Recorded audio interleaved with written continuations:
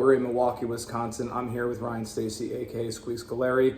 I'm Andrew Piercy. I'm going to talk about the world of video coaching. Ryan did a Hockey Minds podcast and he was always interviewing people, but now he's a celebrity, so we can interview him. And he's going to talk a little bit about some of the things that he sees and what a day looks like in the world of being a video coach. So Ryan, let's talk a little bit about your journey. You start out at Brock University, right? You saying that? Yep. And how many years sports management? What did you do? So it's a 4-year program. I ended up doing 3 years. The reason being, kind of going through it, decided that at the end of it, I wanted to set myself up better for a job. So in terms of that, that 4th year, I needed to be available in the winter and the fall.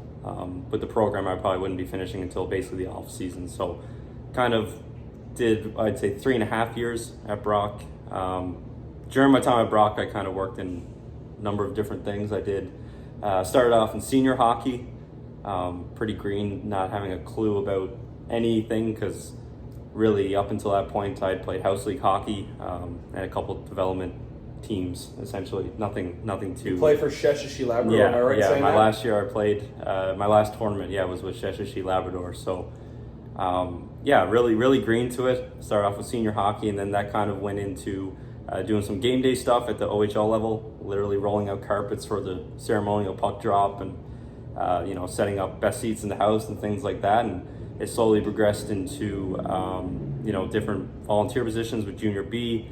I got into a independent agency doing scouting. Essentially, they would cover my hotels and a couple hot dogs at the rink.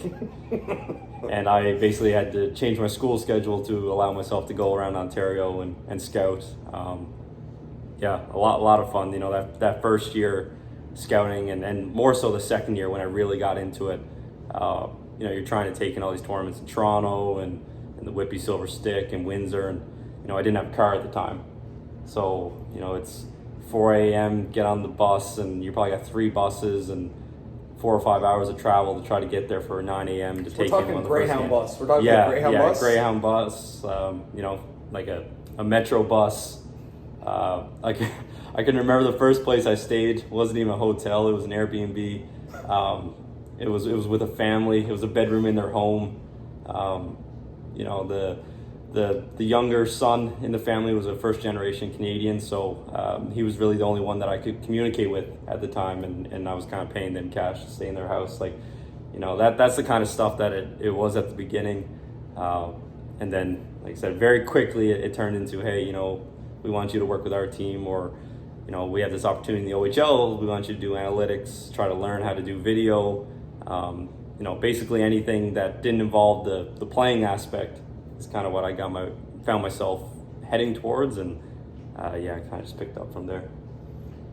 I think it really tells the story of Squeak and the types of jobs that you worked in, and you worked your way up. It wasn't like, here's a video coaching job right out of school with an AHL team or with a Quebec League team. Just talk a little bit about, you started out doing a little bit of work with us, and then you got a job with the Charlottetown Islanders, but there was a little wrinkle with the Charlottetown Islanders. So Ryan goes there, and I'll let him tell the story, but it was about getting scammed.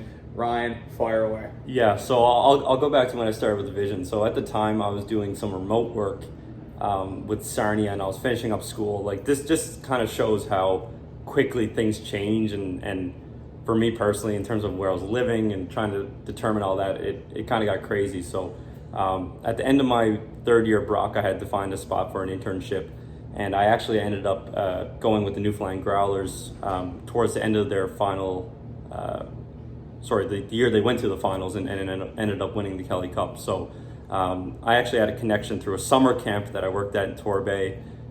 Trevor Murphy came to do a presentation. At the time, he was working with the St. John's Edge basketball on the business side, and we kind of just became friends, learning about how basketball works, and something that I was a little bit oblivious to. And then he ended up becoming eventually the president in the hockey team. So I ended up going with them. At the same day, I accepted with Newfoundland and said that I was going, and decided I was going to move home. I was actually offered another internship in Ontario with the Guelph Storm, who eventually won the OHL championship. So, within 3 days, I was thinking I might stay in Sarnia. I was going to Newfoundland.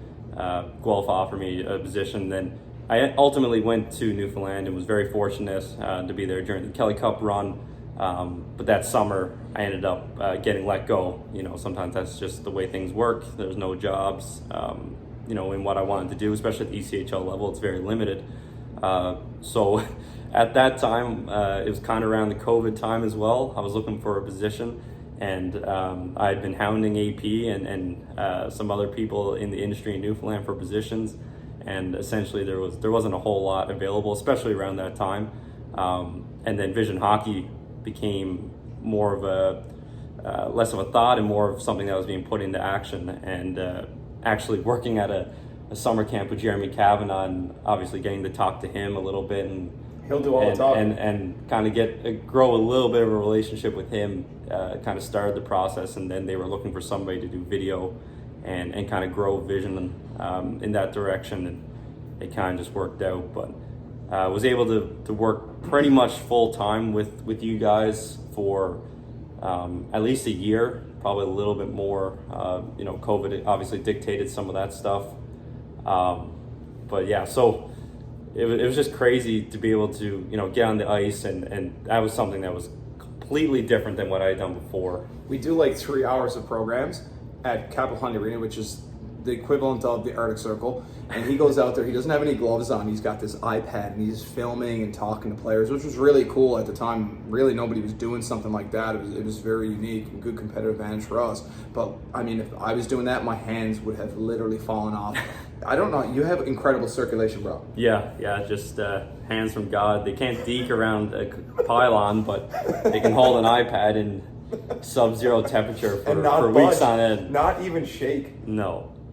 So yeah, we did that for a while and really enjoyed it. And our goal was always to push players and try to see how far players can take their careers, whether it's school, whether it's playing pro, whether it's doing whatever. And I kind of got in a situation at the time where I ultimately got an opportunity from the QMJHL with the Charlottetown Islanders, where they were looking for not what I would call a full-time video coach role, but somebody to, basically get an entry level, make some money, and kind of introduce themselves into the industry and maybe get used to more of the on-ice team practice and some of the other things. So, funds were tight, obviously, and, when you're in that situation, you got to get creative. So I went to Facebook Marketplace looking for an apartment, and anyone who's been to Charlottetown or that area, the housing market is pretty much 99.9% filled. You have to get very creative to find a place, especially if you're going on your own and not having any family in the area. So I was very excited when, after a couple weeks of searching, I finally found a place. Was pretty fair price, a little bit unique situation, just where it was located. Who knows if it was, the way it was laid out, if it was really an apartment or just someone's basement. I'm not sure the regulations were all there, but that's ultimately where I ended up sending my deposit, and me and my girlfriend, we left for Charlottetown to see what that was like. I'd never live been in a non-existent house. To live essentially in a non-existent house. We show up to this location, and some of the windows were a little bit different placement than the pictures were showing, and ultimately I contacted the landlord and asked him, hey, just wondering if you can answer a question for me. The main bedroom window, which side of the house is it on? And he couldn't answer that. So it was at that point, when I had just got to Charlottetown, starting work in 3 days, that I realized I did not have an apartment. What's going through your mind at that point, though? Are you thinking, I got to call Jim Holton? I got to ask someone for a place to live? Like, actually, at this time, a little backstory, I was reaching out to my contacts in PEI saying, could Squeak stay at a cottage? Like, I wrote to some people that I knew in PEI because I played there, played junior there. And I was like, listen, this guy kind of got stuck at a place. Can you stay in Stanhope? Or can he stay in Evangeline? Or can he stay in Surrey? Like, I mean, I was just reaching out to anybody that I think might have a cottage for you. Yeah, we were looking at everything and anything. It was nice weather at the time. It was in August, so even the cottages and everything was pretty booked up. So we're just scrambling, trying to think, it's one thing to figure out where you're going to sleep that night, but my girlfriend was returning to Newfoundland in less than a week, so I was going to be on my own, and we were starting hockey. At that point in time, the team is kind of tied up, especially in junior hockey with the camps and the amount of kids that are involved and the housing. It became a lot. So we ended up getting an Airbnb. The team was also great. They actually put me in UPEI's dorms for about a week to give me a little bit of a buffer as well, which I'll always appreciate. And eventually a woman, similar situation, not a full Airbnb or not a full apartment, but she basically had a loft above her house that they turned into an apartment. There was most of the place I couldn't stand, but the middle room I could stand, and they had a little living room and kitchenette set up. So I ultimately ended up getting that apartment, and ended up very fortunate to get that, and then kind of start the journey with Charlottetown. I think two things I'm taking from that, if I'm just sitting back. One, to be a video coach at the next level, you're going to have to network. Definitely. You're going to have to connect with different people. You connect with Trevor. That was in with the Growlers, which ended up coming next. And also, you're going to have to potentially work in some jobs that you might not like. You're not going to get that awesome gig right away. You're probably going to have to toil it out in the minors for a little bit, unless you know somebody or something like that. But you have to be willing to grind, and you have to be willing to commit. You have to be willing to maybe go to a place that is all French and you're an English-speaking guy. You have to completely get outside of what might be someone's comfort zone if you want to make it to the level that Squeak is at right now.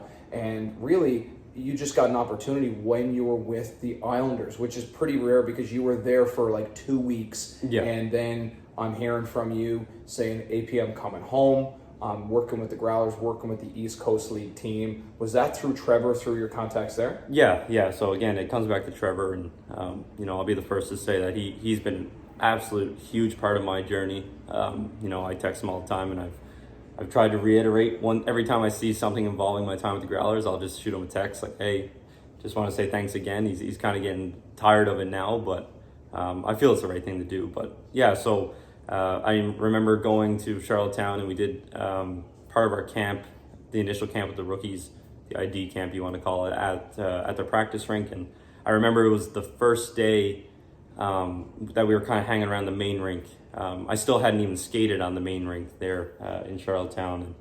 And, I was in the office and just trying to figure out what the video stuff was. We had a server, which is stuff we'll get into after, but, something I had never seen before. I didn't even know how to turn the thing on, essentially. And I was trying to figure that kind of stuff out. And my phone starts ringing. It's probably 1:00 in the afternoon. We had finished practice, and it's Trevor.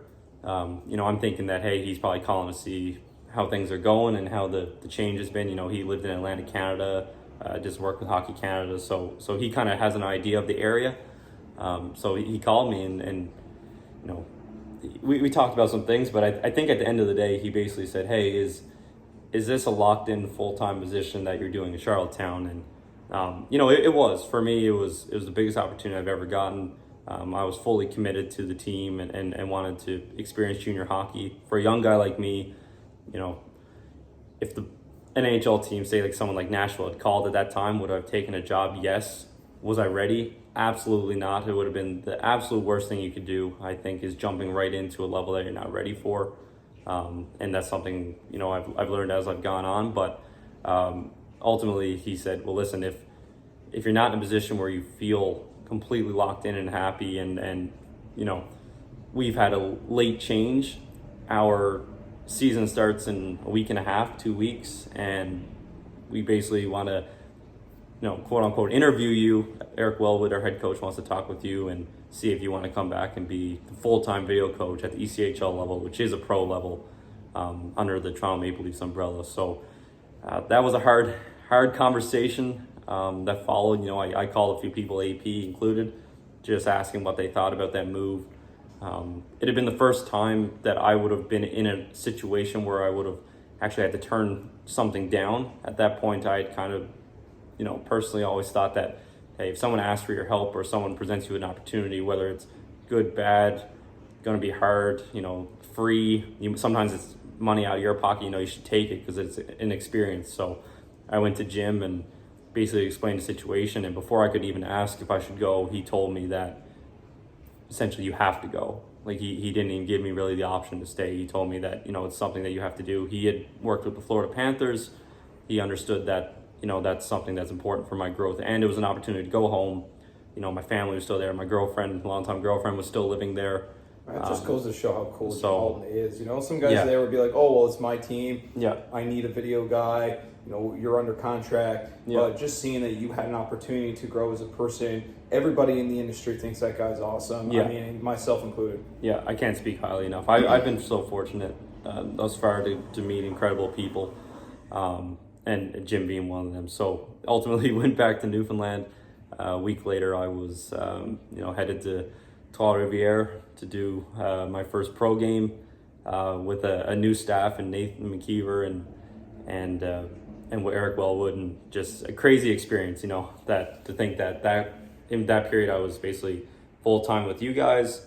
Then in Charlottetown, changed all my plates, all my licenses, all the fun stuff that goes with a move, and then all of a sudden I'm reverting everything back. Moving back in with my parents. My sister had basically taken my room, my bigger room at that point. She had taken all my stuff off the walls. All my clothes were put in boxes, and I was pretty much out of the house and starting my own journey that way. And then here I am right back in the mix. Well, you end up moving. He moves. What a lateral move he makes. He's living in Airport Heights, and then all of a sudden he lives about 15 steps away from you. Rents an apartment about 100 meters from your front door. The apartment. I wanted an apartment in the area. I always loved living there. It actually ended up being about 3 houses down the road. It was basically across the street. I could see my front lawn from my window. So it was my own space, but I'd be lying if I said I wasn't still taking advantage of the home cooking and the sugar and milk and all that stuff that you grab from your neighbors. I was still grabbing that stuff from my parents' place. So you go from the Growlers and everything happens there. The last couple of years, you move on from that program. However, the Growlers recently, April, they shut the doors. The East Coast League basically says, hey, we're not letting you operate anymore. And it was just a very abrupt end to the season. What do you think of all that? And do you think that there will be a team back in Newfoundland in the future? Yeah, I mean, Growlers hockey was exceptional for the time that it was there. I've always been a fan of the Ice Caps and the Fog Devils and the Baby Leafs before them, and seeing how different teams operate and things work. Obviously with the Growlers, you're in a different situation. My role was video and hockey ops coordinator, so I worked under Trevor in doing a lot of the, I was the point person on the road, dealing with hotels. He was still the one that did the majority of the work. I'm not going to say that was me by any means, but, obviously I was privy to a lot of information and how that worked.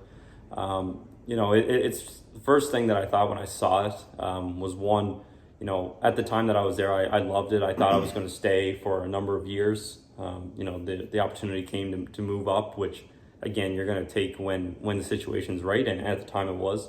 So I love the organization, love my time there. It's tough when a team has success and, when the behind the scenes stuff, just for whatever reason, whether it's missed payments or whether it's, maybe people are in situations where they couldn't make the payment or, the league was struggling. Like there's so many different factors. The travel first and foremost is always going to be unique. Like you think of anybody that goes on a trip, like I'm going home this summer, we had to give ourselves extra days to make sure that we're home in time for, whether it's I have work or Emily has work.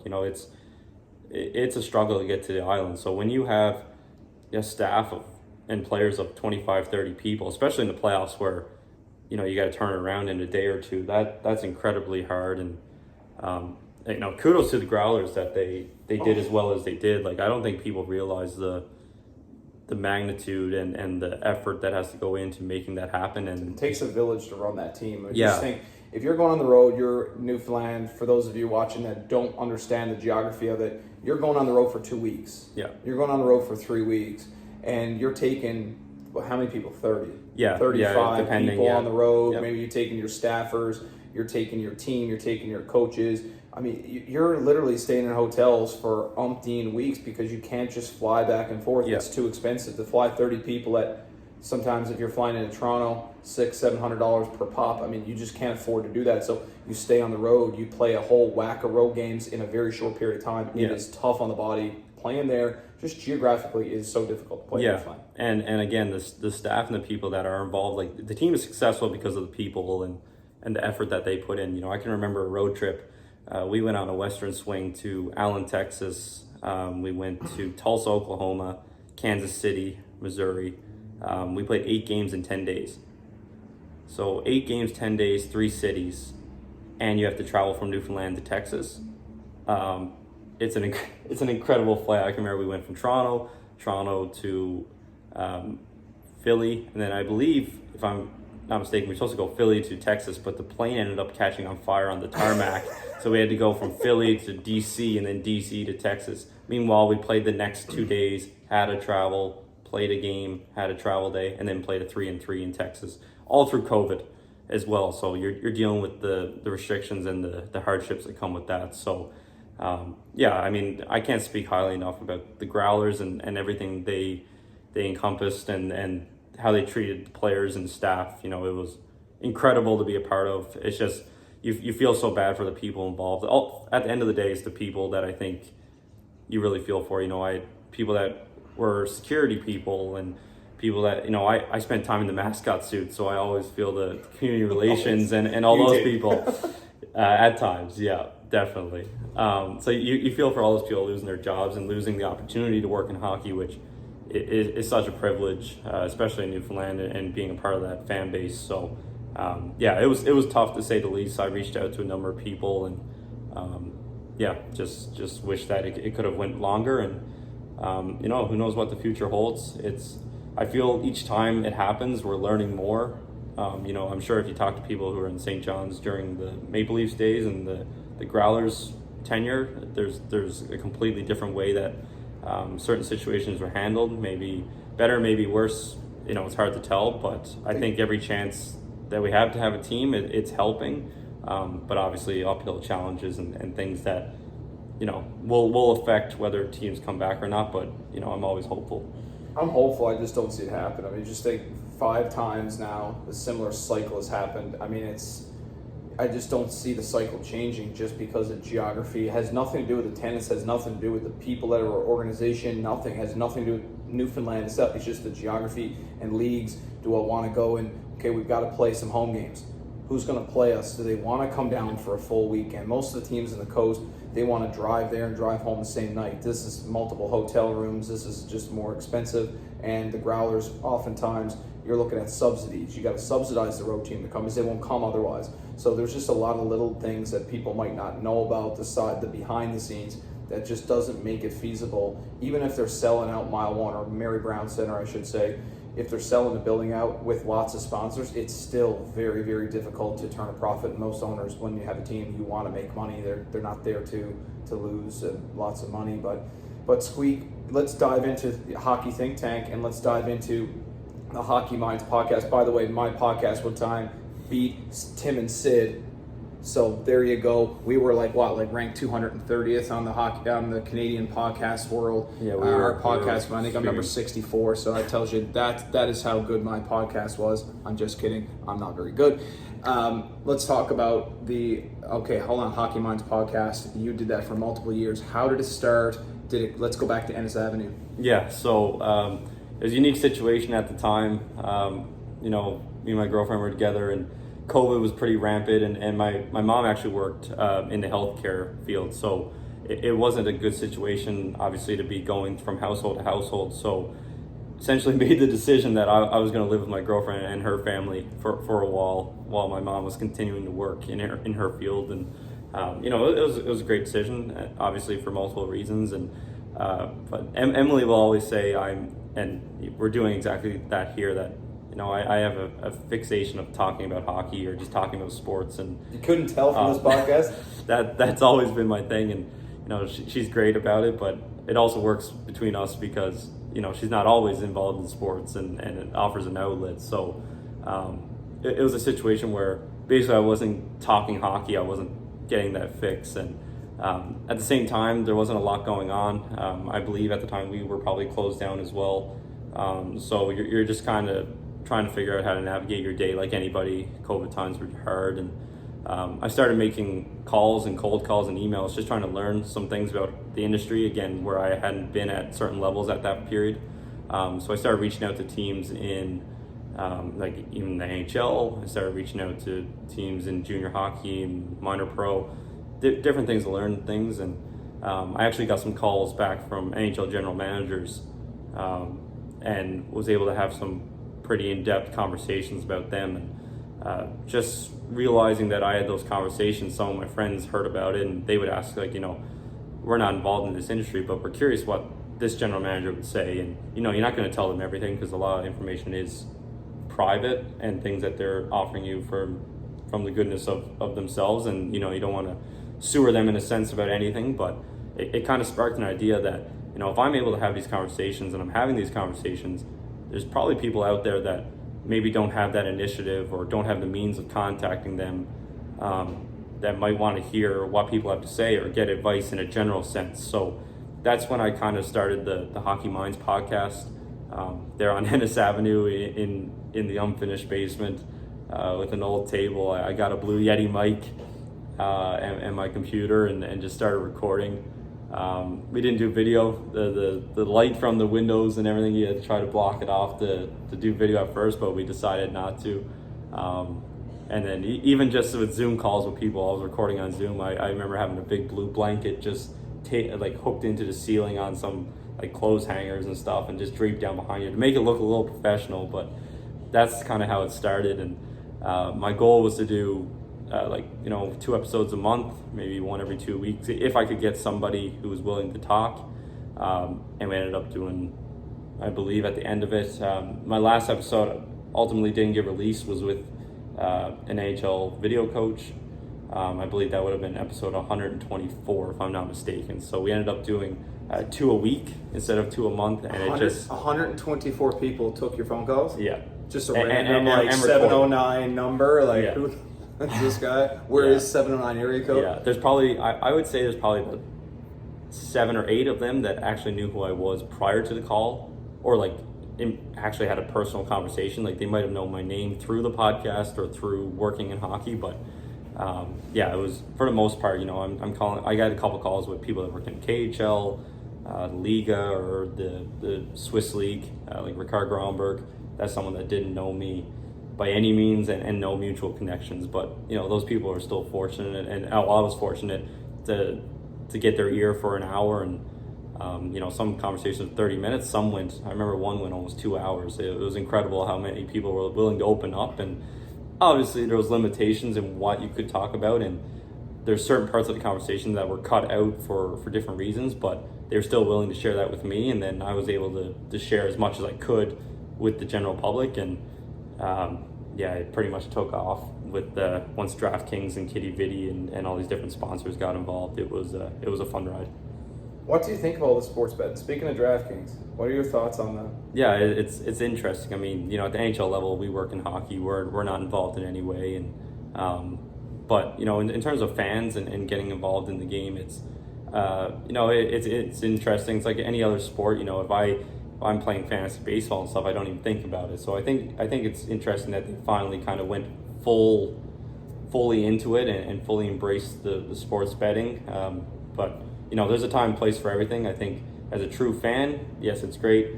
When it's to start getting involved in players and things like that they're seeing in the media, maybe it's nice to maybe scale it back a little bit, just because there are situations arising. But I mean, anytime you can promote the sport, it brings in fans. At the end of the day, it brings in fans. So I think it's important for sports to always explore these avenues and see what's good and what's bad. And I'm sure down the road you'll see changes for the betterment of the game. Well, we were at the Cubs game, and the guys behind us were talking about walks or strikes or balls or strikeouts, and they were talking about it in a sense that they've got a bet placed on how many runs are going to be scored in that game. And right off the hop, it was home run, walk, home run. So it was 3-0, and I'd say a lot of people were upset because the over/under was in Bud. It was going to be busted. Yeah. So I've never done any sports gambling. I have no interest in doing any sports gambling. A lot of my buddies are involved in it. So we'll do like a little group chat and we'll talk about the over-unders and stuff like that. I don't even have any of the apps. Yeah. I don't know a thing about it. I don't even know how to work spreads and everything like that. I neither have do I. absolutely no interest. It's never been a part of my process. I've never done it. I'm just not lucky enough. I won a Super Soaker 100th regatta back in like 1991, and that's about the extent of my winnings in anything. I'll buy 50-50 ticket, and there'll be 100 printed, and I'll buy 10, and I still won't win. So I just don't have the luck. I don't have the luck. I mean, that's it. And my brother got all the good looks in the family too, so I just haven't had a whole lot of luck in life. So let's dive in. You said your last podcast was with an NHL video coach, and your AHL, NHL, ipso facto, the video coaches here are the best in the world. What does a day look like as an AHL video coach? Let's start off, say 4 o'clock, 5 o'clock in the afternoon. Forget about what you're doing in the morning. How does that game day look? Yeah, so I mean, you do a lot of the stuff in the morning for sure. Generally in pro hockey, the 4 o'clock range tends to be the time that you're probably returning to the rink. There are people that stay there all day. There are people that come in at 3. I don't think anybody's past 4:30, just because players generally have to be there around 5:15. That's, again, it's all general. I'm not talking about one specific team. Usually the video coach, what you're doing at that time at any level is you're making sure that all your equipment is functioning. So that's your captured machines, your cross converters. This is all nerd stuff that people probably won't understand, but your devices, and if you have a server, your server's working. That essentially connects your computer, which is going to do the majority of the bulk work during the game, to all your coaches' computers, depending on what system you're using. So you make sure all that's working first and foremost. At that point, you're then going to go set up your camera. So the way it works in pro hockey, especially at the American League, every team is mandated to have a coach's cam. And again, this is pretty standard across most hockey leagues. It's a little bit different than what you would probably see on TV, just because when you do like ISO cams and things like this on AHL Network or Sportsnet, wherever you're watching hockey, you don't get to see a lot of the other things around. Same thing behind the net cams. When you see that angle of maybe someone on a controlled breakout, that doesn't really allow you to see much from a systems perspective, which is ultimately what my job is. So the coach's cam tends to be a more generic camera that just kind of covers the whole zone or a lot more of the ice. So we'll go up and set that up, make sure it's connected. We'll connect with the road video coach to make sure that they are getting that feed to their room, because that's important. It's like a big community. You always want to make sure that they're set up as well. And then you go back and basically run some test captures to make sure your equipment is actually going to work when the game is playing. So I'll usually just record a couple minutes of the game. After that, usually we're leading into some kind of meeting. So some teams do their special teams, some kind of special teams in the morning. So they'll probably do whatever's remaining for that special team. And then from there, usually what we'll do is have our team meeting, or again, this is all very general. This is not specific to one team. And then there's kind of a 45-minute break. Usually you'll get a media meal. Just at that point, the hockey kind of takes a stop for a second. Are you crushing Special K, chocolate? No, that's only at home in the mornings. We're doing the media meal, the nice Italian. I'm a sweets guy, so I'm definitely doing a few cookies from the media room as well. But then there's a little bit of a break. You kind of just wait for the game. The adrenaline starts pumping. We're the same thing as a player. My heart starts racing, and you kind of get excited for the game. And then it's warm-up time. We always joke that that's when the video coach goes on the bench to intimidate. For anyone that knows me, I'm not the biggest guy around, but that's always been a running joke with us, that I go out on the bench, do some intimidation. His nickname is Squeak. How intimidating can he be? And we get the lineup, and then it's pretty much time to talk to the team for a few minutes, and it's game time. And so nothing too exciting, but it's more so just prep and then just waiting for the game like anybody else. What does a year look like for you? You're a very busy guy. You're a guy that gets up early. You want to be at the rink early. You want to stay late. That's just the way you've always been. That's been your philosophy. You take this job incredibly seriously. You are a professional in every sense of the word. But do you get much time off? Do you have much time to see the world? Do you have much time to actually get away and turn off the computer for a little while and stop breaking down tape and just live a little? Yeah, I mean, there's a little bit of a break. I think in pro hockey, you're kind of in the mix a little bit more. I've been fortunate the last 3 years with the Growlers, and then the last 2 years in the American League. We've made the conference final each year. So for me, that means I've been working into June, almost mid-June this year. That for some teams they're done April 15th. So that's a month and a half that you a lot of times will take for yourself, or maybe some family time, vacation time, things like that. But when you're playing into the conference finals, like I said, in consecutive seasons, it's different. So you finish the season, you hope to go to the final. I think anybody who says that they enjoy this period where they have some time off, like, you take advantage of time off, obviously, but nobody wants the time off. Like for me, the less time off that I have, it means that I'm being successful and that we're winning, and that's always the goal. Like with anybody, you're competitive. You want to ultimately win whatever level you're at. You want to treat it as your NHL or win at the NHL level. So I had a couple weeks off here. Things like just golfing. I'm not a very good golfer, but taking that in, spending some time by the pool. I've got videos of his swing. I might put it on here, but I don't want to embarrass anybody today. And it's definitely not my strong suit again, because I'm too busy working in hockey. So, just taking a little bit of time here and there. At the pro level, you have development camps in the summertime. So, the draft last year was in Nashville. So we're privileged enough to take in the draft. The NHL Coaches Conference always revolves around the draft. This year it's in Vegas. NHL, or the Catapult Video Coach Conference. Catapult's a program I use primarily. Always has a conference around that time as well. So again, next week, when you head home, I'm heading to Vegas and then Nashville. So the work kind of doesn't stop yet for a little while, but once the dust kind of settles on those camps, which tend to run around the draft for most teams, pretty much mid-July to Labor Day weekend, you kind of have a little bit of a period to just do your own thing. You might go to the rink every now and then, especially at the NHL level. They're still working on things, trying to get new equipment or upgrade your equipment or look for new trends, take in other conferences, watch people, do presentations. All these different kind of things are still a part of it, but you do get a little bit of a buffer. But then once September comes around, you're pretty much hungry for camp. And then, at the American League level, we get to go to the NHL camps, and then it's pretty much full board until the end of the playoffs again. So that's the fun part of it. Can you imagine a video coaches conference? Like, they're talking about 1080p. They're talking about megabytes and terabytes. Like, it's got to be riveting stuff for sure. What do you think, Squeak? It's exciting. I love it. You get a chance to meet all the different video coaches. For networking, it's unbelievable how some of these things work and how quickly things evolve. Like last year, I was put into a group with 3 other video coaches. One of them was someone that I had met previously. He actually attended Brock, and he had moved on to the Edmonton Oil Kings in WHL.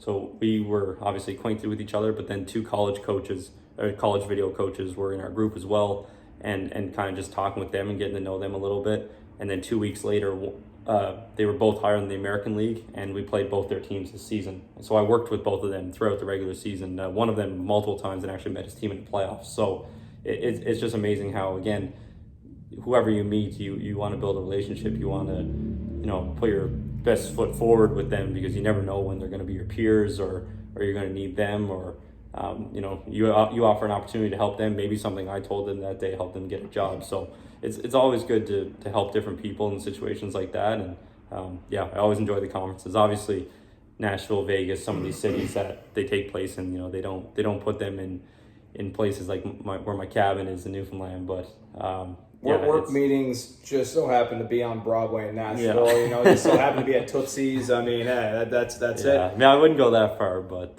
it's definitely good cities. And for a guy like me coming from the East Coast, it's always fun to take in these new cities and just experience things, especially on the road. Some of the cities we get to experience at the American League level, it's pretty exciting. Before my phone blows up, let's ask Squeak one more question. We're going to ask him 2 things that he feels that if you are an aspiring person to work in hockey, whether it be video coach, whether it be a assistant coach, a trainer, a equipment guy, any role that requires, if you're moving up to the professional level, 2 things that if somebody wants to do that in their future, what characteristics or qualities or things that they should do to try to get to that level will give them the best chance. Fire away. I think Yeah, I think there's a few things. The first thing I would say is you got to be willing to take chances, and get out of your comfort zone. I moved to Brock, St. Catharines. It was a great city for me. I actually spent some time there on vacation. I had an aunt and an uncle that lived in the area, so even though I was going to be away from family, it was nice knowing that I had some relatives nearby that I was very close with. So that kind of went into the decision as well, and my parents were comfortable knowing that if I needed a meal or anything like that, I was able to kind of go there at any time. Things happen in crazy ways. My aunt passed away a month before I got down there, so and then my uncle passed away, not long after. So it just goes to show that, even though you have things planned out, it doesn't always work out that way. So, very quickly I found that little bit of a security blanket was kind of gone. And again, I have a girlfriend in Newfoundland. My parents are there. Limited relatives in the area. Some people I can still see from time to time. But you're kind of on your own. And I didn't know anybody at Brock. Didn't know one student. Nobody from, Newfoundland or anybody that I had played hockey with in the past had gone into the program. So, I get to Brock that first day, sit in the bleachers. I'm like literally the first one there for the orientation, whatever you want to call it, for the program. I sit down, this guy comes up. He's an Ontario kid. He has like St. Thomas shirt or something like that on him. So he comes up and sits by me and introduces himself. He ends up living in the same area. And he asked me where I'm from. And I said St. John's. And he said his dad's from Upper Gullies. So it's just, again, things work in crazy ways. So putting yourself out there and taking chances, a lot of times it's going to work out for you. Sometimes it's not. Sometimes you're going to think you're getting an amazing deal on an apartment and you show up and it's not even there. But you just got to be willing to keep going. Still want to buy the RCMP. You got he's still out there. This man has gotten a lot of people, and every now and then I'll call him just so he knows I'm still looking for that money back. But yeah, it's crazy how a lot of people can be a little bit reserved, and everybody's their own person. Like some people don't want to move away, some people don't have the means of moving away. Like myself, I had to take a loan out. I was very well supported, and we have money. I think that should be noted, but I'm still paying student loans now, and that was always going to be a part of it. So again, take chances. It's never going to be easy. In Brock, there was nights, again, no car. I remember one night in Fort Erie, I was down scouting a junior B game.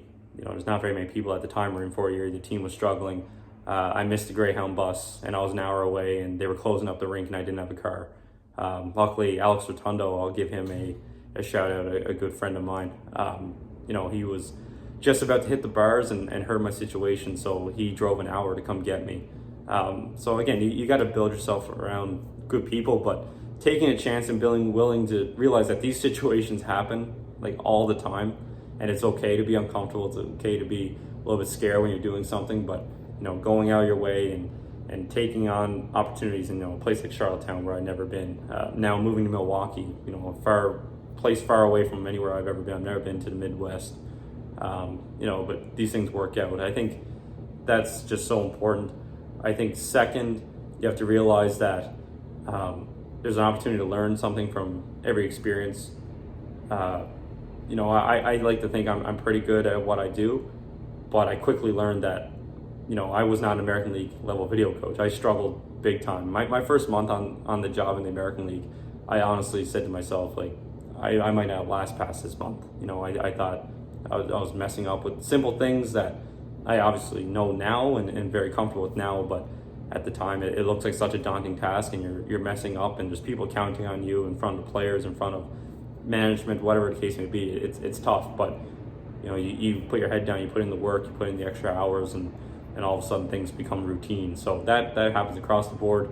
Again, with vision, I was not very comfortable going on the ice. We'd go out with people like Maggie Connors and Abby Newhook and play a 2-on-2 just for a warm-up game. Like, I was not comfortable in those situations. I couldn't catch a pass. I could barely shoot. I don't even know if I had the stick cut to the right length when I was playing those games. But you do it because it's something to learn. You interact with players. You interact with new people. You learn new things about edge work, which is something that I can't do to save my life. But again, there's something to learn from everything. Every flight, every road trip, every person you come across, every player, high elite players all the way down to 10-year-olds, you learn how to work with people, you learn how to interact with different levels. So yeah, I think at the end of the day, you have to be hungry, you have to be willing to go outside your comfort zone, and you have to be willing to be a little bit humble and realize that every situation has something to offer. And you may think that you know everything and you're ready for everything, but until you're in that situation, you're not there. So yeah, it's been a fun ride and a crazy journey so far, and there's going to be a lot more fails than success moving forward, like anything in life. But I think it's all worth it when you hit that one success, or you have that one moment where things go right. It's pretty good. That about wraps it up. I mean, I can't even fathom how I can top that. It's like trying to be the 9:30 show back in Newfoundland after Seinfeld at 9. I mean, it's just not a great time slot to be in. So I'm just going to wrap this up. Thank you very much to Ryan, Of course, for doing this.